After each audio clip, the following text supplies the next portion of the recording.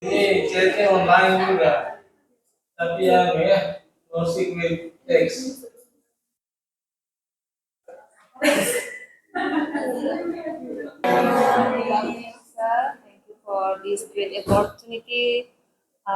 In this time, I'm going to present you the Torajanese language, my mother tongue. So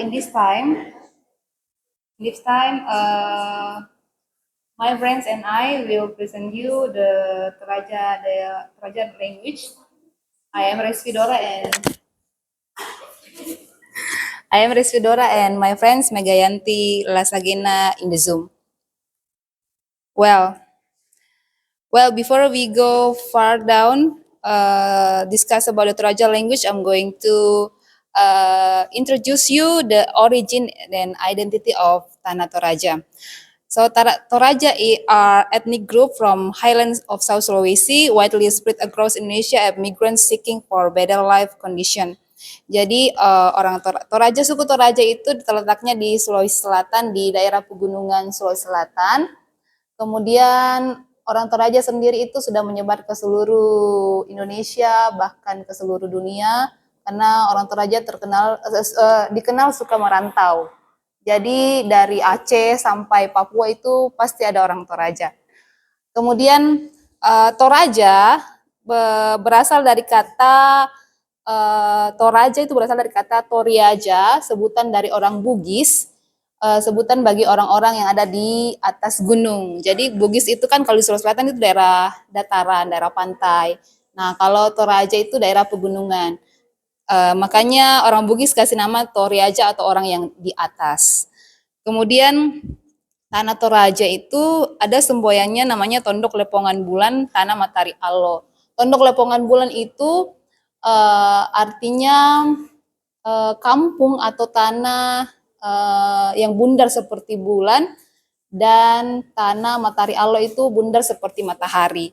Nah, ini adalah sebuah semboyan yang menyatakan bahwa pemerintahan atau suku Toraja itu sebuah unit yang melingkar atau lingkaran yang bundar seperti bulan dan matahari. Itu sedikit perkenalan tentang suku Toraja. Kemudian bahasa Toraja is a cherished heritage. Jadi bahasa Toraja itu adalah bahasa yang bagian yang tidak terpisahkan dari kehidupan suku Toraja sendiri. Bahasa Toraja bagi orang Toraja adalah harta yang sangat berharga dan terus dipertahankan hingga sekarang. Jadi orang Toraja itu aktif mempertahankan bahasa Toraja, aktif menggunakannya setiap hari dalam kegiatan sehari-hari, di kantor, di pasar, di tempat-tempat ibadah, bahkan terutama di upacara-upacara adat itu masih sangat aktif digunakan. Bahkan dalam komunikasi sehari-hari itu di Toraja itu mayoritas itu orang menggunakan bahasa Toraja dalam komunikasi sehari-hari. Terlepas dari bahasa Indonesia itu lebih banyak menggunakan bahasa Toraja sendiri daripada bahasa Indonesia. Kemudian linguistic roots will be explained by Megayanti. Mana dia? Mana Mega? Tidak ada di Zoom. Coba di chat dulu. Mega. Mega, time is yours. Linguistic roots.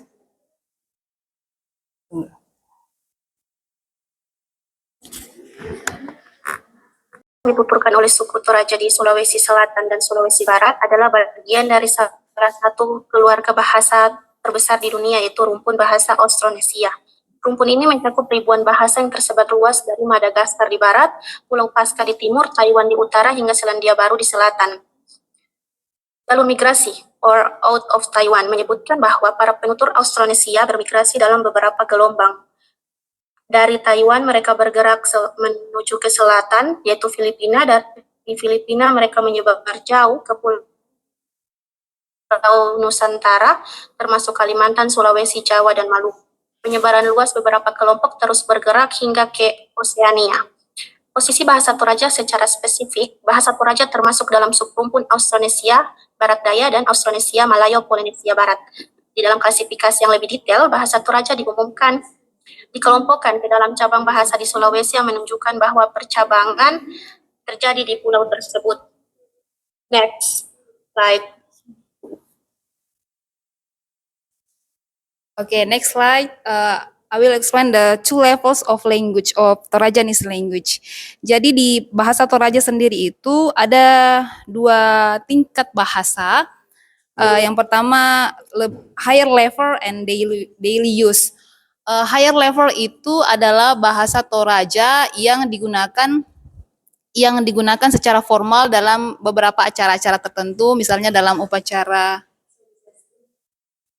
Iya, sudah. Ya, dalam upacara-upacara adat. Nah, di upacara-upacara adat itu misalnya upacara kematian ataupun upacara pernikahan, ada namanya tomina atau gora-gora tongkon seperti ini. Jadi tomina ini tugasnya menyampaikan namanya apa-apa sebelum acara dimulai itu dia istilahnya menenangkan semua orang, menyampaikan pesan-pesan dalam bahasa-bahasa Toraja yang lebih tinggi.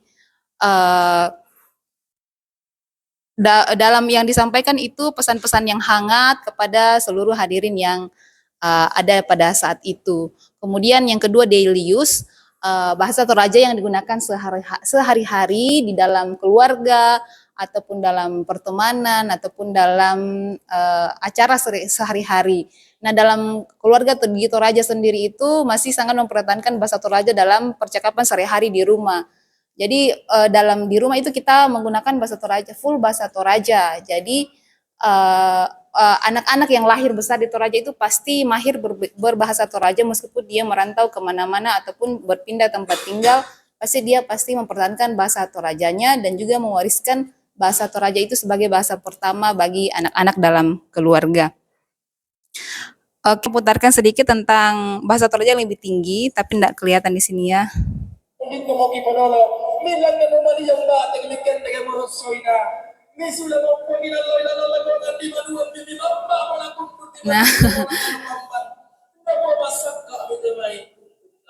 Nah, itu bahasa Toraja yang tinggi. Biasanya disampaikan oleh yang disebut gora-gora tongkon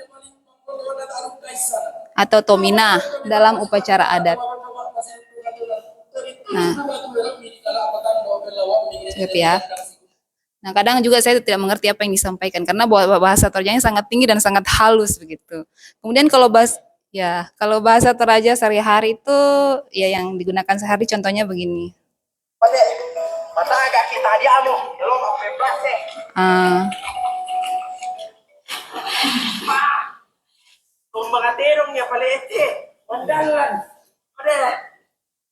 Ternyata ini kubangan kerbau yang sangat dalam begitu.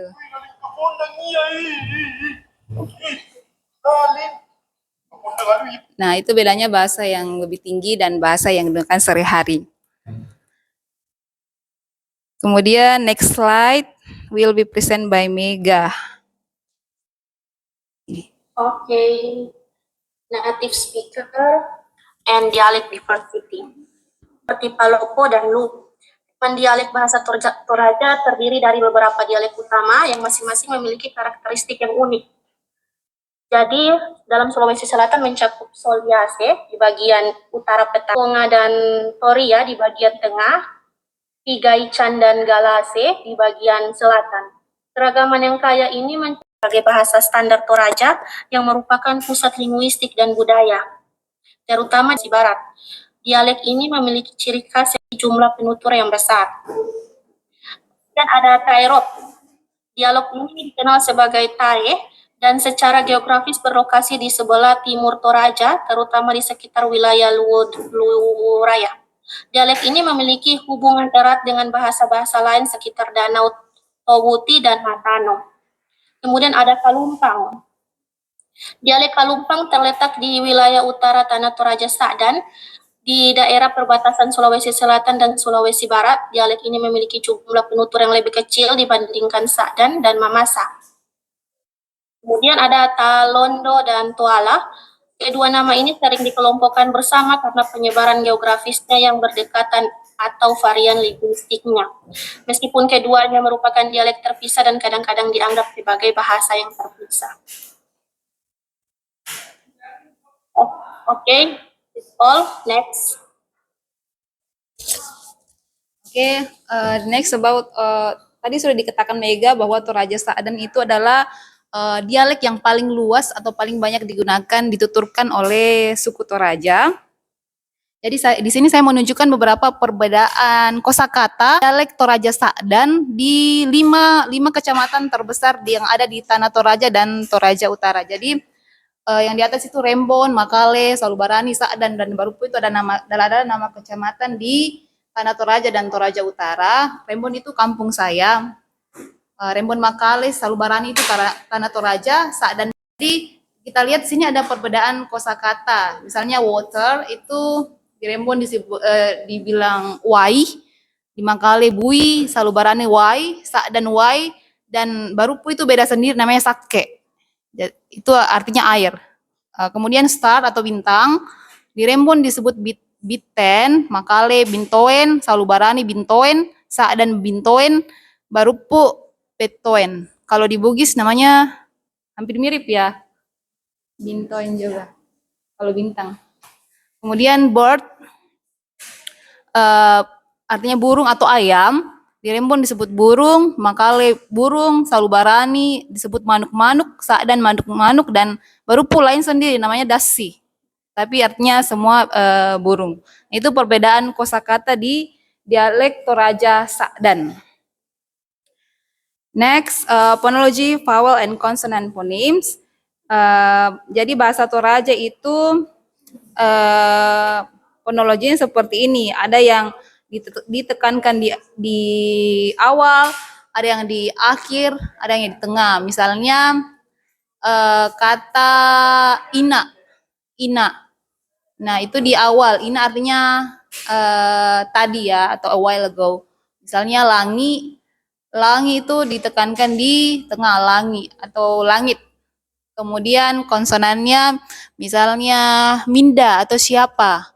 Minda ditekankan di awal suku kata minda. Kemudian tama atau masuk, get in, tama di tengah dan di akhir yang ditekankan. Kurang lebih sintaks. Nah, di bahasa Toraja itu banyak sekali prefix, infix, dan sufiks. Banyak sekali imbuhan-imbuhannya. Jadi kadang-kadang itu misalnya duduk ya. Duduk itu harus ditambah imbuhan awalan mak doko, mak ditambah doko baru dia bisa berarti oh duduk, mak doko, dia sedang duduk. Misalnya baluk, baluk itu artinya menjual ya. Baluk ditambah imbuhan kemudian dibaca baluk. Jadi itu berubah jadi baluk. Seperti itu. Kemudian tarampak itu maksudnya di ujung atap ditambah infix r menjadi tarampak. Kemudian akhiran i menjadi baluk ya, atau jual lah, seperti itu.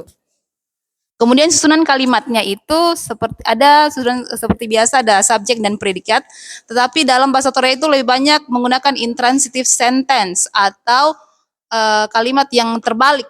Misalnya ya, mak tanan dua kan lan paklak, artinya kami menanam ubi di kebun. Nah, mak tanan itu artinya adalah kata kerjanya. Mak tanan dua kan, dua itu kata bendanya, ubinya. Kemudian kan itu adalah kami. Jadi dibalik-balik. Kadang subjek di tengah, kata kerjanya di depan gitu. Mak tanan dua kan lan paklak. Kemudian ada juga kalimat pasif. Pasif transitif, misalnya ditambahi koma ningo. Artinya kamu dipanggil bermain, ditambahi koma ningo. Jadi di depannya kata kerja ditambah imbuhan awalan ditambahi artinya kamu dipanggil bermain. Seperti itu. Kemudian language. Mega silakan. Oke, thank you. Jadi di sini ada dua bahasa serumpun di Sulawesi, yaitu Toraja language and Kaili language. Perbedaan ini merupakan contoh dari evolusi fonologi yang memisahkan kedua bahasa tersebut dari leluhur mereka. Di sini contohnya ada dalam bahasa Toraja api, berakhiran huruf I, kaili menjadi apu, huruf U. Jadi dalam Toraja bergeser menjadi U.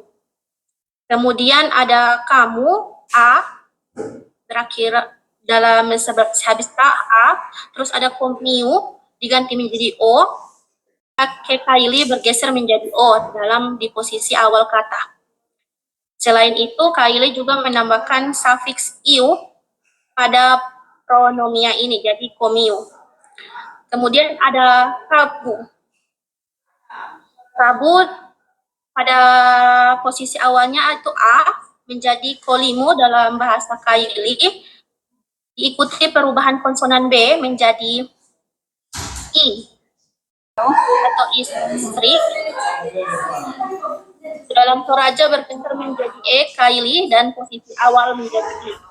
Perbandingan ini adalah contoh dari studi linguistik komparatif yang mencari kemiripan dan perbedaan ini pada kosakata dasar untuk memahami hubungan kekerabatan bahasa. That's enough. Next. Nah, tadi vowel, sekarang konsonannya. Bahasa Toraja misalnya batu, bahasa Kali menjadi batu, artinya batu. Kemudian iya, bulan dalam bahasa Toraja menjadi vula, artinya bulan. Bua menjadi vua, beloak menjadi vulua, artinya rambut ya, beloak menjadi vulua. Jadi konsonan B di bahasa Toraja rata-rata diubah menjadi konsonan V di bahasa Kaili. Iya, selanjutnya morphemic changing. Misalnya seperti tim bahasa Toraja, malompo. Malompo artinya lompo ditambah awalan kemudian bahasa Kaili menjadi naboya. Malompo menjadi naboya artinya fat. Kemudian yang ini yang mirip ya, manipi menjadi nanipi dalam bahasa Kaili. Di Toraja tambahannya awalan bahasa Kaili menjadi awalan na. Tapi artinya sama, tipis ya, nanipi. Kemudian matua menjadi natua, artinya tua. Makamban dalam bahasa Toraja, dalam bahasa Kaili nakumban, artinya tebal. Nah, itu jadi the kinship relation of Torajanese language and Kaili language. Based on the 200 Swedish basic vocabulary language, it can be concluded that Torajanese and Kaili language are two different languages based on lexicostatistic analysis result, which reveal that from 200 comparable vocabularies, there are 85 kinship with kinship percentage 42%. This also implies that Torajanese and Kaili language are kinship language, which supported by evidence of sound similarities such as tasik in Torajanese and tasi in Kaili, that means si.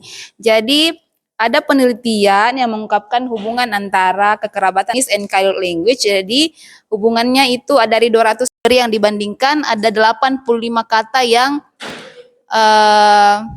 memiliki hubungan kekerabatan atau mirip dengan hubungan persentase kekerabatannya itu 42,5%. Ini membuktikan bahwa Torajanese dan Kaili language itu dua bahasa yang berbeda, tetapi juga adalah dua bahasa yang memiliki hubungan kekerabatan.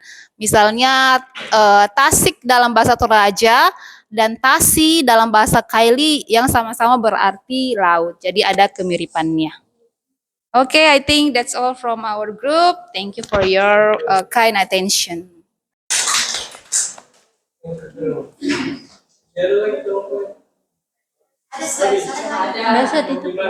Kelompok kalian apa? Silakan.